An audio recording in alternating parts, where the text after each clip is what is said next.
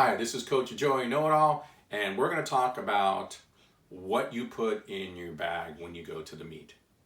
Okay, so it's meet day or the night before the meet, and you're going to start packing your bag.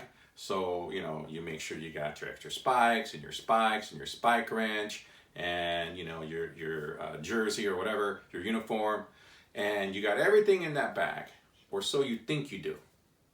So now you're at the meet, or maybe it's an invitational, and it's about midday, and next thing you know, you got to go race in about 30 minutes, so that's the time you decide to go to the bathroom. So you go to the bathroom, you wait in line, and then you get into that stall, and there's no toilet paper. So what do you do? Well, for starters, you should have brought toilet paper with you. And that's what we're going to talk about. What do you put into your bag for the meet?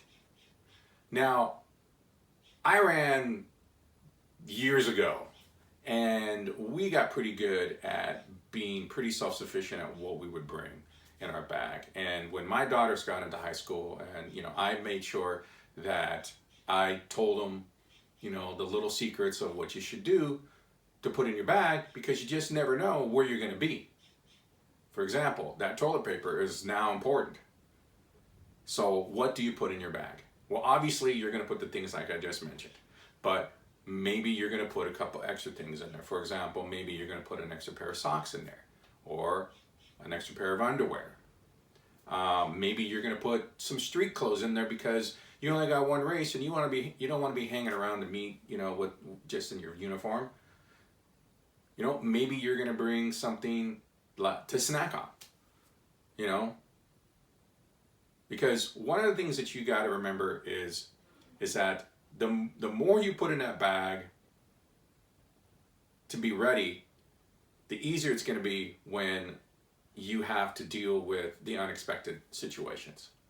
For example, my youngest daughter, she was really good at packing her bag.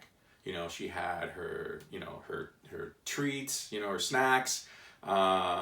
She had, the things I talked about. But then she would bring things that normally a girl would probably need, or would be grateful for if she had in her bag. And one of the things that she would do is she'd have all in a separate little Ziploc baggie.